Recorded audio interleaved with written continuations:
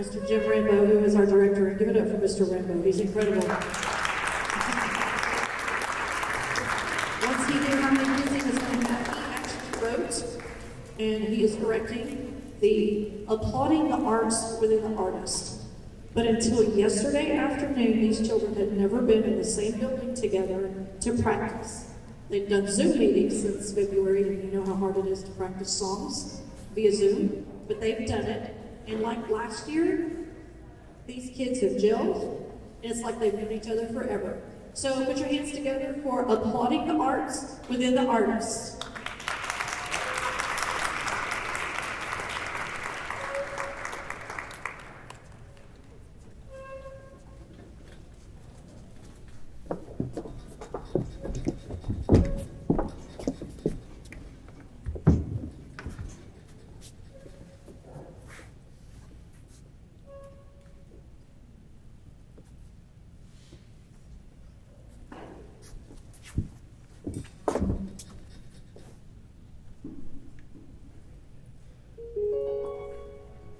White, a blank canvas.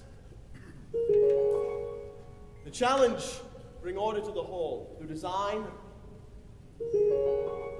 composition, tension, balance, light, and harmony. George, why is it that you always get to sit in the shade while I have to sit in the sun? Hello, George. There is someone in this dress. A trickle of sweat. The back of the head. He always does this. Now the foot is dead. Sunday in the park with George. One morse. The collar is damp, beginning to pinch. The bustle slipping. I won't budge 1 inch. Who was at the zoo, George? Who was at the zoo? The monkeys and who, George? The monkeys and who? Artists are bizarre, fixed, cold. That's you, George, you're bizarre, fixed, cold. I like that in a man, fixed, cold. Oh, it's hot out here. Well, there are worse things than staring at the water on a Sunday. There are worse things than staring at the water as you're posing for a picture being painted by your lovely in the middle of the summer on an island in the river on a Sunday.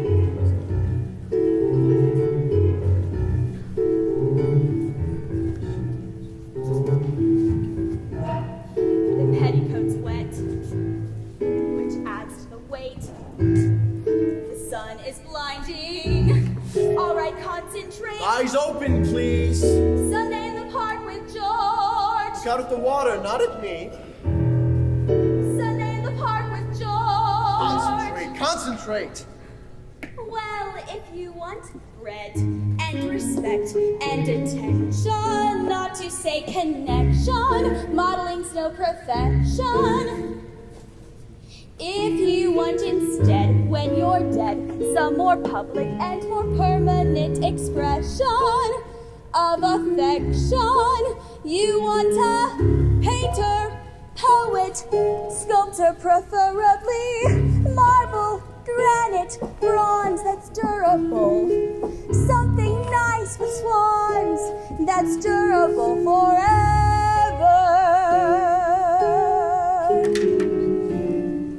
All it has to be is good. And George, you're good. You're really good. George's stroke is tender.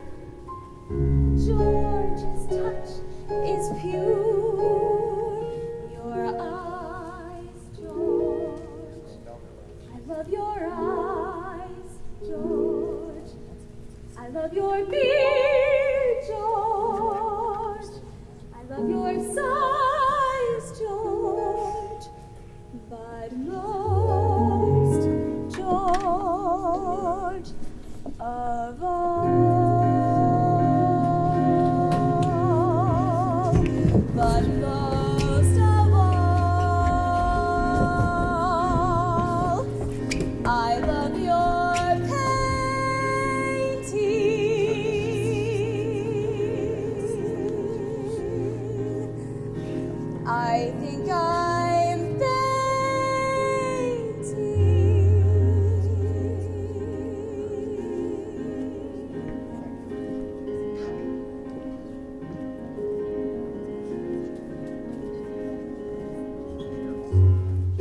tip of a stay, right under the. Now don't give in, just lift the arm a bit. Don't lift the arm, please. Sunday in the park with George. Muscle high, please. Not even a nod, as if I were trees. The ground could open, he would still say please. Never know with you, George. Who can know with you? The others I knew, George. Before we get through, I'll get to you too. Oh, I am so hot.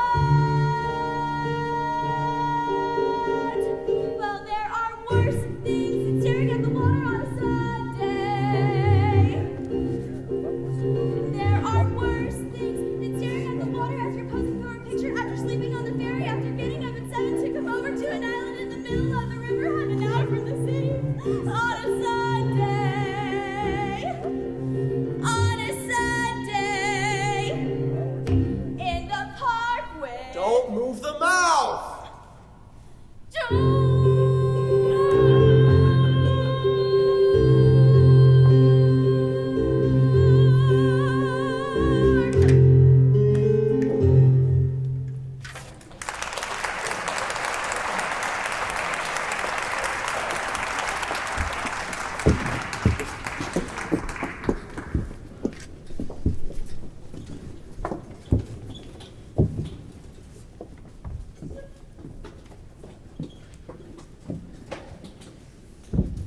George Seurat's A Sunday on Grand Jatte, painted in 1884 and now hangs exquisitely at the Art Institute Chicago, reminds us of art's commonality. All artistic endeavors begin with a blank canvas and continues through the challenge of bringing order to the whole through design, composition, tension, balance, light, and harmony, as communicated in the Stephen Sondheim musical. The arts also bring color, tone, form, symmetry, and asymmetry. Vigorously, we applaud the importance of the arts on our students and our society. Charles Krauthammer, in his introduction of Things That Matter, quotes the politician John Adams. The most considered and balanced statement of politics' place in the hierarchy of human disciplines came naturally from an American. I must study politics and war, that my sons may have the liberty to study mathematics and philosophy, geography, natural history and naval architecture, navigation, commerce, and agriculture. To their children, the right to study painting, poetry, music, architecture, statuary, tapestry, and porcelain.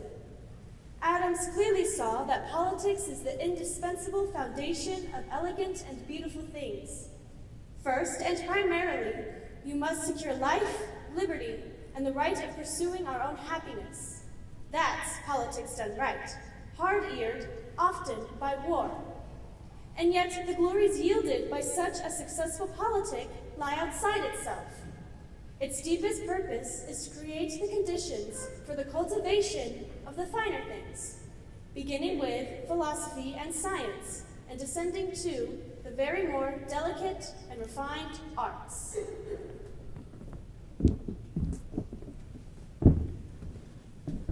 I have spent most of my time acting, either being typecast as an angry father, a villain, or a smaller role. There were always other actors in my school who could take on the bigger roles and were given the bigger challenges. This changed when Rick Maddox became our drama teacher. He has pushed me and believed in me since he first began working with us, and he's allowed me to take on harder and larger roles because of him. I would not be here today without him. Thank you, Mr. Maddox.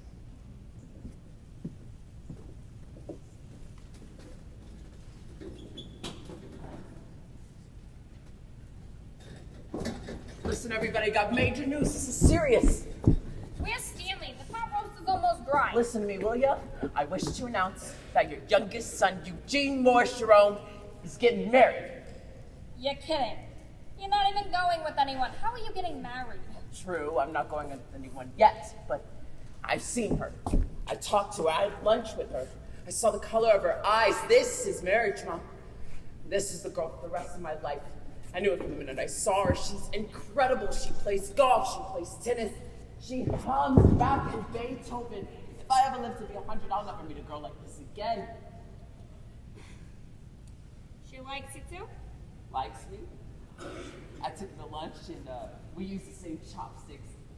I mean, we just couldn't stop talking philosophy, literature, sports. Yeah, she likes me all right.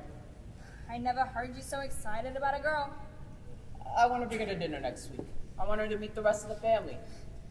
We'll see. Who knows what'll happen then? I'm sure she's a nice girl, but eat with your own chopsticks. Hey, where are you going? We're eating soon. I'm not leaving the country. Gene! Why are you screaming? Tell Eugene it's dinner. Oh, we do not have time for dinner, Mom. We'll have a sandwich later. What do you mean? No dinner? What do you mean? No dinner? We must get right to work. Gene! I've been cooking since 2 o'clock. You tell me no dinner. What am I, a slave here? What's up? What are you doing right now? Well, Whatever it is, forget about it. I mean, we've got to start right away. We may be up all night. You mind telling me what this is all about? We got a job at CBS, the Columbia Broadcasting System. Wait a minute, you mean the regular CBS? No, the fake one. Can you talk this over at dinner? Is that all you care about? Your dinner? This is the most important thing that's ever happened in our lives, and you're worked up over a lousy pot roast? You're getting to be just like your father every day. Next thing, you'll turn Eugene against me too. Okay, Mom, I'm sorry. Let's go. What did you say?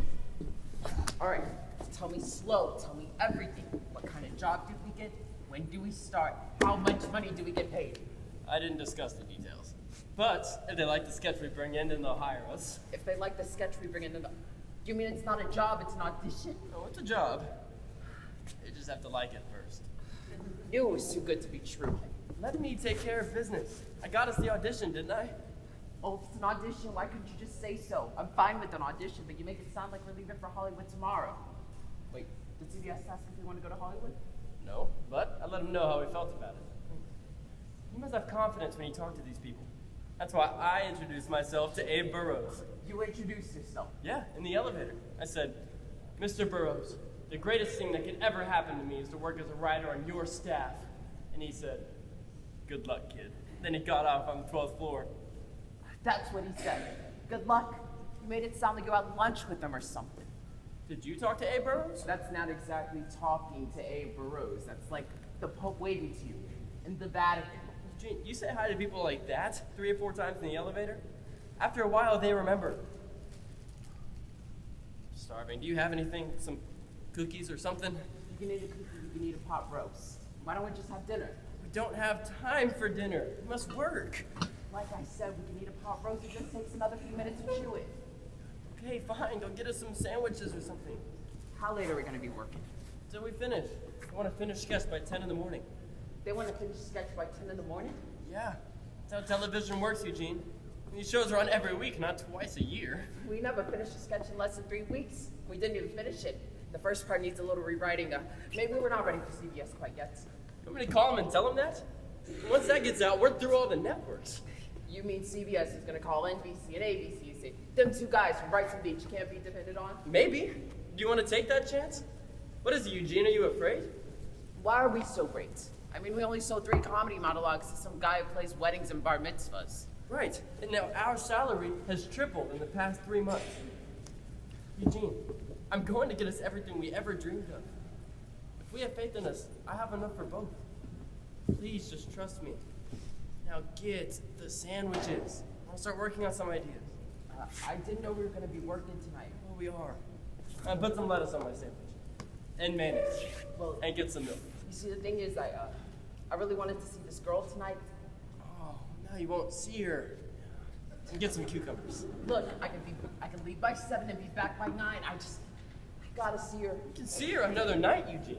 I gotta see her because she's perfect. And you only get one chance in your life of meeting a perfect girl. Do you know how many perfect girls there are in Hollywood? They're all perfect. In 2 years, you'll be sick of perfect girls. Like, You'll be begging for a plain one. You'll be begging for a plain if one. I don't see her face to face tonight, I'll love her, Stan. I know it. This is the only chance we'll ever get. Maybe not. Do you really want to risk everything for a girl you might not even be interested in by next week? I'll be interested in her for the rest of my Okay, life. then go! And take as much time as you want. I'll write the sketch myself. I mean it. I'm not going to waste this opportunity.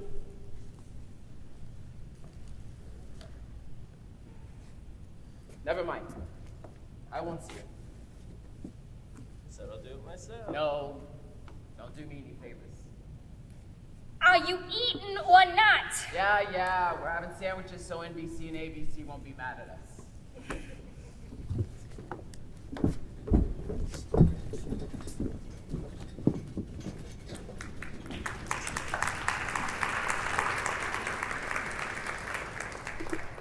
If I were to give the first name of the next artist, most would applaud. Now, if I were to give the last name, can anyone answer who it is? Anyone? Beethoven. Not Beethoven. Van Gogh. Van Gogh, yes. Although he only lived to the age of 37 as a pauper, he is recognized as the greatest artist since Rembrandt. His striking colors, emphatic brushwork, and contoured forms in all of his work, and his influence on Expressionism remains paramount today. All he wanted to do was create an inner fire through his vivid imagination. Van Gogh once said, "Everyone has a fire in their souls, yet no one goes to warm themselves at it. So what must be done? One must tend the inner fire and wait patiently for someone to come and sit down. Let he who believes in God wait for the hour that will come sooner or later." Young Vincent believes that Kate is coming sooner, not later. Starry Night by Joe Moody acquaints us with this tortured yet influential artist. Oh, Theo. Dear Theo, with your help, I'm now leading a life and forging ahead with a life lived from the soul. My worried mind is no longer the master. It's only here to help guide the brush along the canvas. And even if my work isn't recognized today, what if tomorrow it inspires someone to lead a richer life? That'd be something. For life is short, and shorter are the years where you feel old enough to face everything. Your brother, Vincent. Oh, Vincent. So, what do you think? It's okay. Okay, huh? Kidding! You killed it again. Every atom's shaking, hopping off the painting, dancing in the light. Nobody sees it like you. Except you. You just get it. Well, after I saw your work, only then did I start seeing the energy around everything. You think art can open the third eye? I've been reading about that lately. It's an intriguing question. Fascinating, even. And the emotion. No rationale, no bother with accuracies. Just trivialities consumed your fire. Kate, we've been friends for a long time now, and there's something I've been holding back. Easy. Don't go off the deep end. How could you possibly know what I'm about to say? Vincent, your emotions aren't just on your sleeve. They're stamped on your forehead. Is that so? I saw a vision of you, Vincent, heading south into the sun to paint and abandon without anything holding you back. You should go soon, while you have this fire in you. But what if our fire? We'd only hold each other back. I saw the vision. I wasn't there.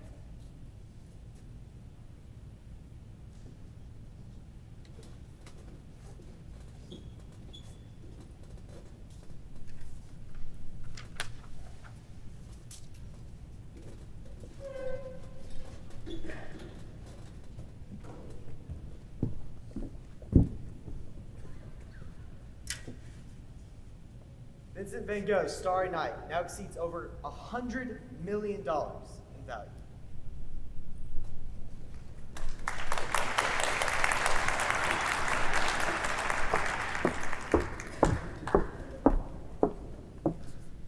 Few people have the power to transform the life of a child the way that a teacher does. Well, for me, my favorite teacher also happens to be my dad. My dad has been my best friend for as long as I can remember, and thanks to him, I had countless classic rock songs as well as pretty much the entire Phantom of the Opera soundtrack memorized by the time I was 4. He encouraged me to work hard at my craft and instilled in me a deep love and respect for all different kinds of music. One day, when I was little, I came home crying from a rough day at piano lessons, and my dad not only provided me consolation, but also the encouragement to keep going, because he saw something in me that I quite honestly couldn't see in myself. Because of his love and his passion, I'm now able to study music at the college level and share our mutual passion for the arts on many different stages. So thank you, Dad. I couldn't have done it without you. Many people believe it is a good practice to count their blessings. I find that when I count mine, I always start with my mom and dad. Mom, thank you for convincing me to pursue my passions despite what the crowd did. You've always reminded me of the joy of following your heart. Dad, thank you for being my greatest comforter in my times of need, and for being the unofficial one-act transportation team. I'm thoroughly convinced that the ginormous set would not have made it stay intact without you. And thank you both for all the love and support that you have given me over the years. From driving me to dance class to cheering for me on the football field, you've never ceased to support me. And thank you for making me the woman I am today.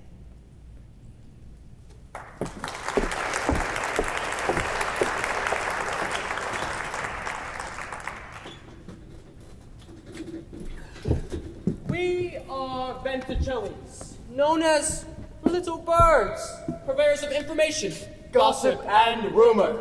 Tom Stoppard's award-winning play Amadeus tells the story of Amadeus Wolfgang Mozart's God-given gift of composing through the jealous lens of Antonio Salieri, court composer of Joseph II, Emperor of Austria. As I have been given favor to join the Brotherhood of Masons, and I have deserved this honor because of my music compositions, I have also been informed that the young Amadeus Wolfgang Mozart has been considered for the same honor. We are invited to hear him play in front of a royal audience. As for young Mozart, I confess, I was alarmed by his coming.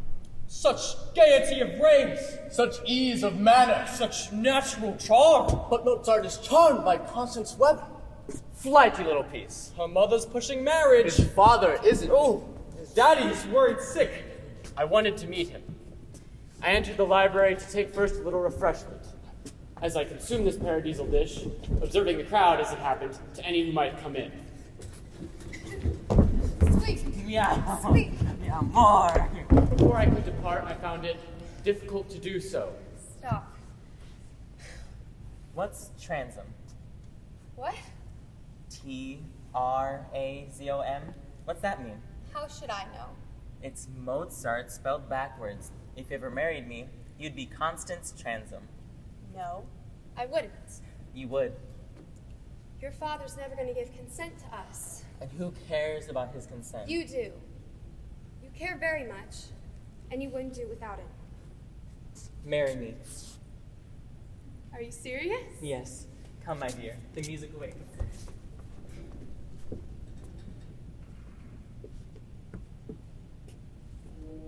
And then, right away, the concert began.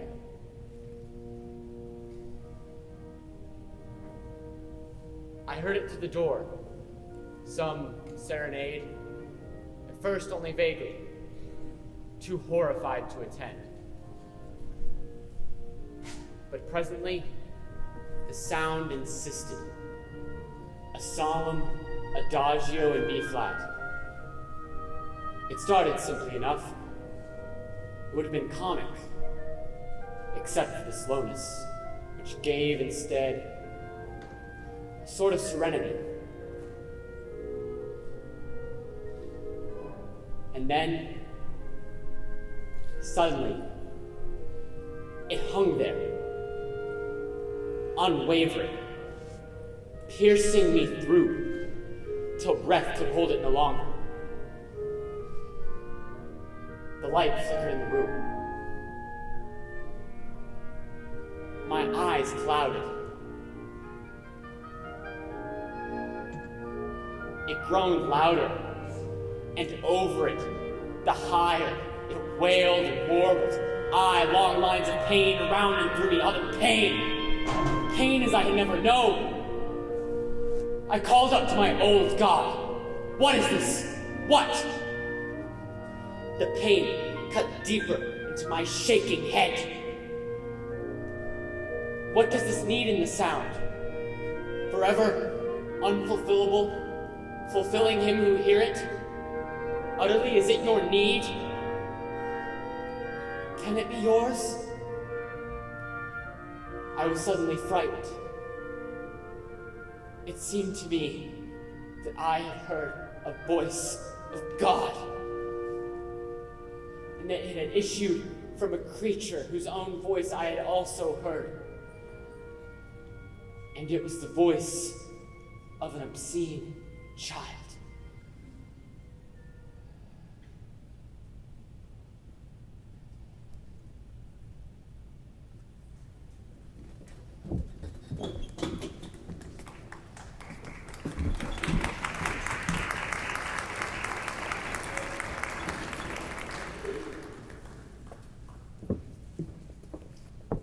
The fictional version of the tempestuous and dramatic Cavendish family in love with the New York theater clearly resembles the fabulously exuberant Barrymore family in Friends. This fun romp, entitled The Royal Family, characterizes a day in the life of theater people in New York of the late 1920s.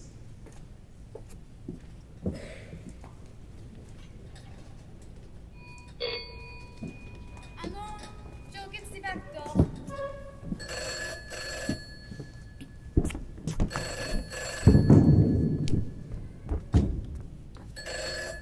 Allons, yes, who is it, please? Oh no, she's up, but she can't come to the phone. Yes, yeah, you take. The Nehemi Sherwins? Will you wait a minute, please? Joe's out to the back door. Kate will never answer it. All right. Now, what was that again? The Nehemi Sherwins, 436 Park Avenue, November 26 at Scene. Scene? Hey, you tell her, but Miss Cavendish has got to be at the theater before 8. She always hits dinner at 6:30. Yes, I will. Au revoir. Where do you want these? Who is it for? Oh, Miss Julie, take them up to her room. All right, Miss Julie, I'll see if I can. One side. Heads up! Someone moving in? Joe, answer the telephone. Oh, let it rain. Do you know where Miss Julie's mitts are? In the library.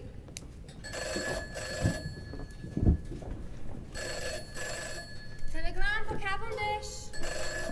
Again, if I do answer.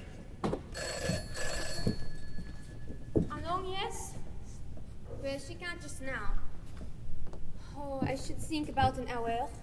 All right. Au revoir. What's that? I guess it's those flowers. I'll go. Here, you take this up to her.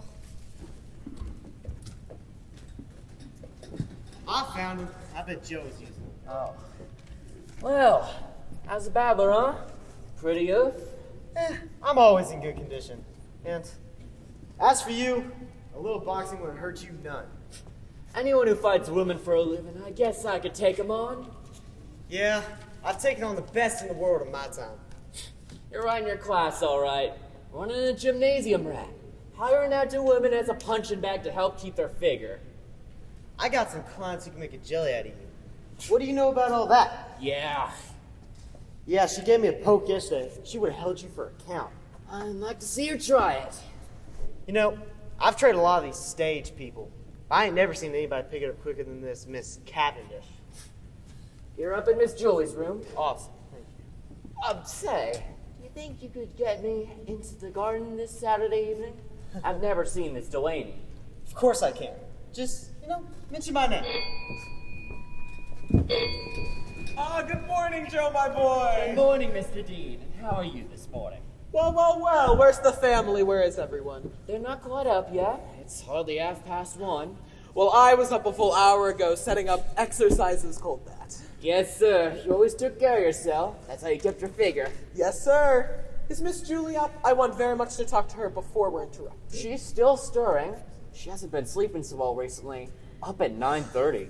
Yes, that's the trouble. She's been getting along for years. The problem is she won't give in, pretends she's well. Good morning, Mrs. Dean. Is Mr. Dean here? Yes, he just got here. Well, I guess I'll tell Miss Julie you're here. Yes, here.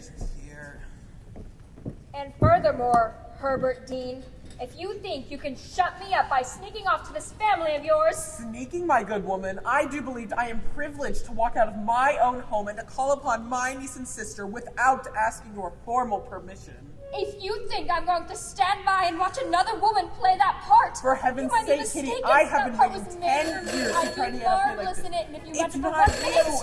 Allô? Monsieur Anthony Cavendish? Oh no, Monsieur Cavendish is not here. Yes, he lives here when he's home, but he's in Hollywood. No, he's not expected. No, I don't know anything. What is that young devil up to now? A Cavendish can do no wrong. I've had the royal family Cavendished up on me for 12 years now. I'm sick of them, and now you're giving Miss Julie the role I should have. You're sick of the Cavendishes, you are. And who are you, I'd like to know? What were you when I married you? I was understudying. You were an offstage boy. I've got to have some lunch. Look here, don't you waste a lot of time on lunch. I'm going to be back here soon, and you're going to be ready. Very well, my lord. No kidding. One thing Mother's fussy about is people being on time. She thinks actors are temperamental or something. So let's show her. I'll be sitting on the curb. Goodbye, Carrie. I think he's awfully good looking, Gwen. I'll tell him. What's the function this afternoon? It sounds formal? Oh no, Mrs. Perry's mother was just throwing me a tea, that's all. Oh, Gwen, when you have a second, will you please remind your mother that I'm waiting? And your grandmother. No more morning rides after this weekend. Rehearsal. You ought to be immensely proud, my dear, at your age, appearing next to your mother, to enter into your great inheritance, to come before the public and the descendant of a distinguished family. I think that speech might need cutting, Bertie. How are you doing today? Feeling all right? Splendid. What did the new doctor say? What do they know, parcel of fools? Ah, what brings you two lovebirds from the break of day? Your devoted brother is calling one of his family conclaves. I'm here to see Julie, that's all. Family conclaves, eh? Sounds very repulsive. Julie not down yet. She is not. I suppose that prize fighter's here. When was Julie's age, I didn't have to prize fight to keep my figure. You could span my waist with your 2 hands. I like a nice womanly figure myself. You ought to be very proud. You certainly don't seem an invalid. You're loving splendid. Invalid? Well, I never was. In fact, I'm going to the theater as soon as Wolfie can pick a cast. What's this? You don't have a new show now, do Who you? said anything about a new play? I'm reviving Miss Castlemaine. New York won't come to see that even with you in it. I'm taking it on the road. The road? You're mad! I know your views, Bertie, but I was Fanny Cavendish then just as I am now. When the bill said Fanny and Aubrey Cavendish, people knew what they were going to see. You had to know how to act in those days. If you go back this season, Fanny, it means the entire family is on the boards. Except for Tony, of course. You can't call pictures acting, but with you and Castlemaine and Julie and Gwen in their plays, I sent the manuscript of my next play over to you last night. I know. I've only read the first 4 scenes. I was afraid to read the second act for fear you played 2 parts at once. Now what would you do if you could not act, sing, dance, or paint?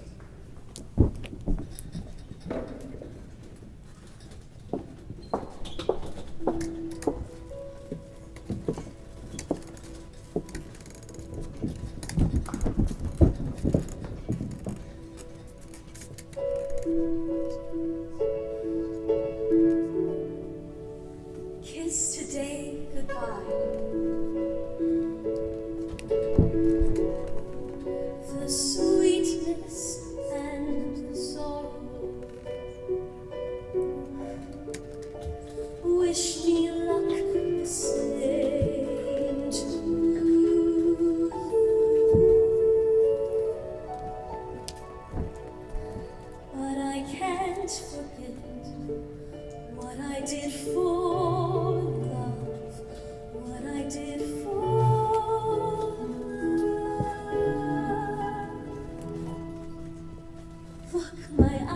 nice and dry.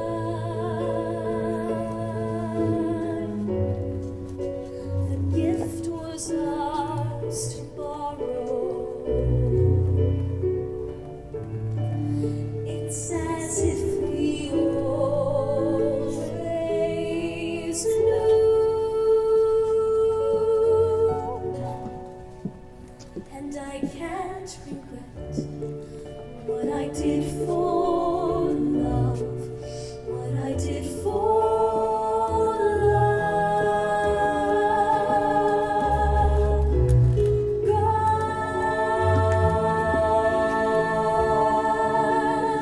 love is never gone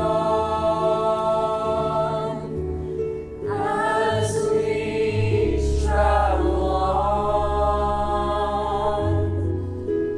Love's what we'll remember.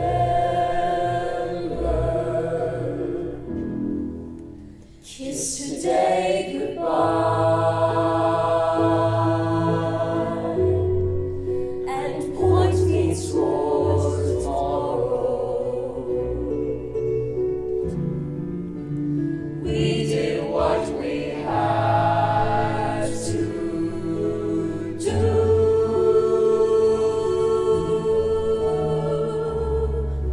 Won't forget, can't forget what I did for love. What I did for love. What I did for love. Love is never gone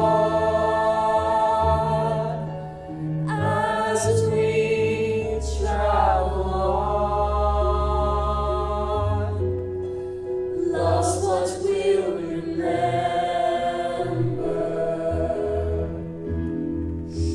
Kiss today goodbye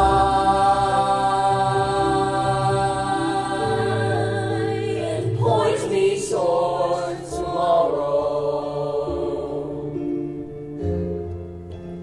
We did what we had to do.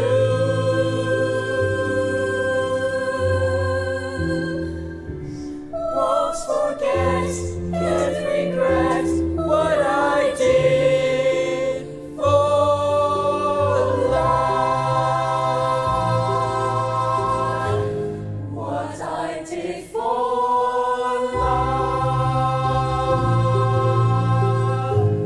What I did for love.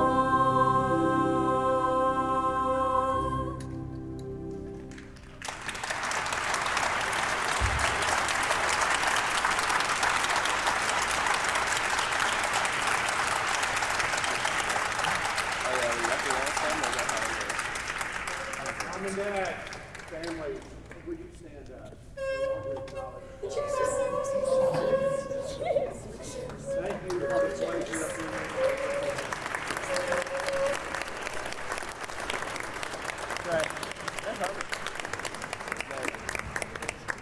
So thank you, Mom and Dad, and your family for being here. And if you notice the program, want to take a few moments to dedicate this performance to theater colleagues. Theater colleagues, would you stand? Those of you that have worked at TAPPS, drama teachers, speech forensics,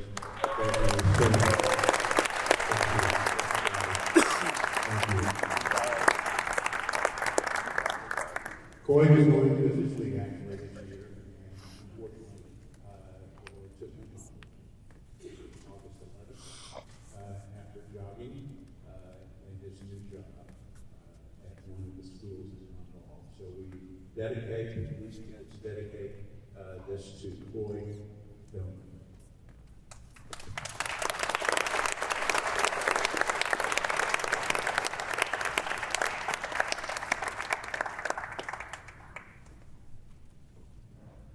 Thank you so much for giving up your time with your children in particular, on Zoom when Randall was probably hollering at you, or whatever it was.